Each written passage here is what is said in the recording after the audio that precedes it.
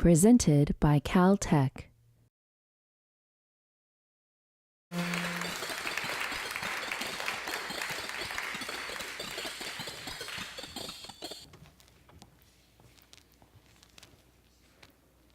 I will remember to exit from the right door the next time.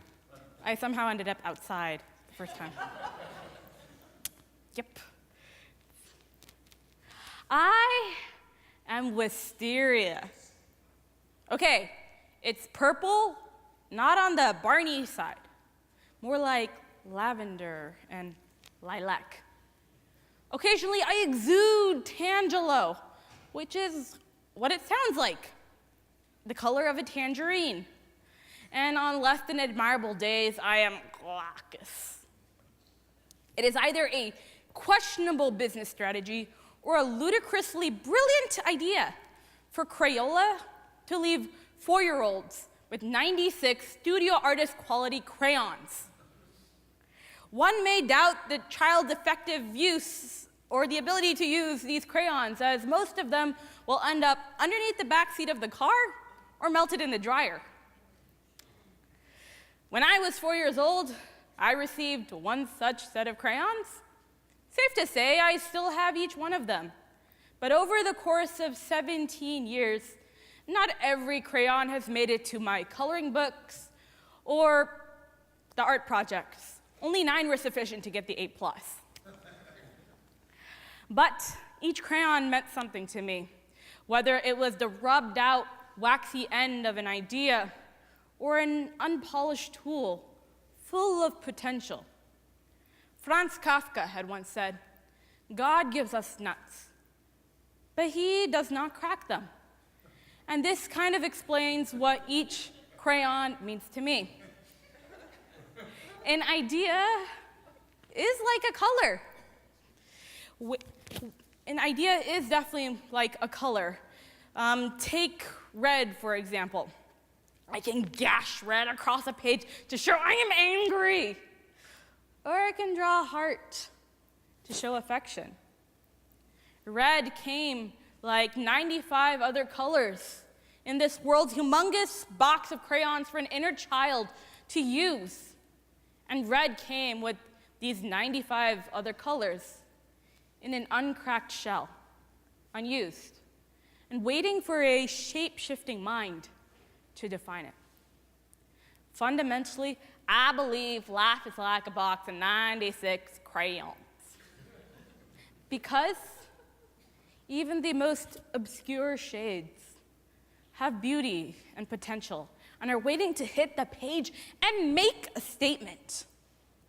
As a scientist, I have embraced the blossom pinks and navy blues of research and art projects that don't make the traditional research resume. Even my research here at Caltech for an applied mathematics major is not traditional. Currently, I am preparing to go to graduate school to study the business applications of quantitative neuroscience and developmental psychology to solve the battles against obesity and addiction. I live my life in the chartreuse yellow fields, and as a result have gained appreciation for the periwinkle of humanities, the razzmatazz, the red of sciences, the cerise of technology, the inchworm of arts. I believe these obscure shades have given my life the most definition, and that's why I find these obscure colors so very beautiful. Whether it is through our research methods or our personal lives, sometimes we limit ourselves. Sometimes we limit our inner artist's palettes to a few generic ideas. While pure colors may express simple ideas, their variations add to life's definition and dimension. Life would be deceptively bland if the classroom 9 colors were to define thousands of emotions and concepts. I believe that each color is a concept, And throughout my life as a researcher, as a scientist, and as a human being, I seek to add more colors, more to the 96 crayons that I had since I was 4. I mean, after all, they are starting to get a little bit old. But do you know what I used to do with those crayons? If you did know, then it's kind of amazing that you already know how to read my mind. I used to draw superheroes, and not Batman or Superman. I mean the gods and goddesses of Indian folklore that I would learn about in 8 a.m. Sunday school. Yes, I woke up that early. Oh my God, it was terrible. But these gods and goddesses were able to drink poison and stay alive. They assumed multiple forms and battled demons for 9 days and 9 nights to be successful on a 10th day and 10th night. These superheroes, or gods and goddesses to my parents, they were inhuman. They were supreme overlords. They had immortality. And they boasted weapons like maces, death-defying discuses, 1,000-headed cobras. There were so many weapons that I learned about that Gladiator, for me, was rated PG, not R. And as a child, I wanted to be a superhero, like Lord Rama, or Krishna, or Durga Ma. Because these superheroes were not going for it necessarily for the wealth and the glory, but because of these superheroes, people were removed from the shackles of cruelty. Villagers were saved from demons that terrorized their towns, and good prevailed over evil. However, my superheroes only existed in mythology and folklore.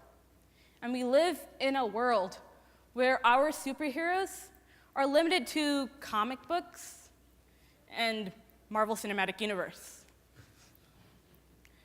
What does that leave us to be?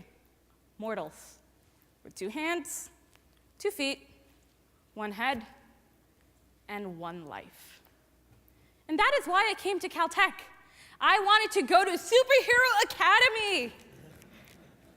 Now, I did not know what my superpowers were, just it was in the fuzzy ball of STEM. Well, my friends knew that they were Captain Chemistry or Mathematics Man. So I picked a major that was transferable to all fields and provided some flexibility. Hint, hint, finance.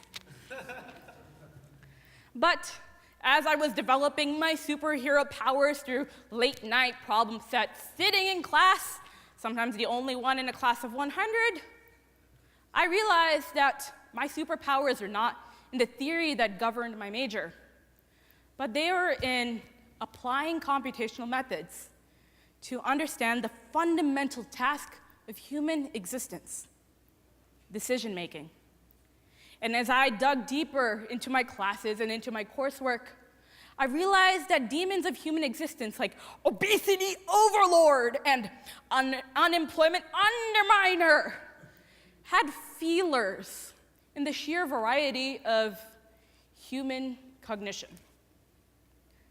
Some people pick apples over oranges. Others, like myself, like to pick oranges over apples because of encoded preferences and valuations that cause activations in the brain that encode for reward and value. But what happens when decisions become uglier? When it becomes an apple versus a cookie, and over multiple paradigms? What happens when, after you receive that windfall from spending a couple $1,000s in Vegas, you're given the choice, double up or double down? What happens when someone in an underprivileged community is given the choice between a get-rich-quick scheme or the long haul to college? Classical economics cannot explain human preferences of pleasure over good, of risk-seeking versus boring, risk-averse behavior, of short-term gains over long-term goals. My goal as a person in science and as a person in business is to integrate business practices into the irrationalities of the biological basis of decision making in order to teach healthy consumer choices. Now, the choices that I just told you, they're obvious to me, obvious to you, obvious to you. Are they obvious to you? Okay, I really can't see you, but these choices are actually the problems of everyday lives. Sometimes the apple costs more than the cookie. Sometimes the person is a gambling addict. Sometimes a family just needs a little more to not face eviction. And understanding the irrationalities of decision-making in this field called neuroeconomics could have generational impact. Think about it.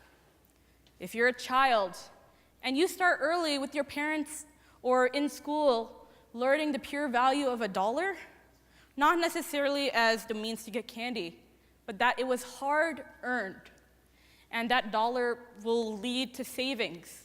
Those savings will lead into investment or into more savings, so that when something bad happens, you have something to save the day. Maybe teaching the child the hard-earned value of $1 could help raise a generation and ensure they can save a national economy. What about affecting the food industry? If we can affect the food industry one household at a time, we might be ameliorating the problem of type 2 diabetes and eventually the battle against obesity. And gambling addiction. Maybe if we look at gambling addiction, we could be having one less broken home and maybe one less foster child. Whether it is through my research in internet demographics and advertisement placement so that underprivileged communities know that SATs exist, and there is something called college and 4-year programs and 2-year programs, or whether it is working with television advertisements to make sure a kid picks up a beautiful citrus and not this neon orange bag of chips. I seek the superpower of mind control, or to manipulate irrationalities of every single human being to have constructive behavior. To be quite honest, I'm definitely not going to be the most perfect superhero. I love a neon orange bag of chips. Oh well. In about a week, I will be graduating from Superhero Academy as a young, capeless, because of Edna Mode, superhero, and then going to graduate school. But I know when I become a full-fledged superhero, I'm going to make sure that kids aren't using onyx or coffee or blue crayons to draw me on coloring sheets in tens or hundreds or thousands of years. I want the kids to upgrade. Take 128 crayons, build a better world, and become superheroes too.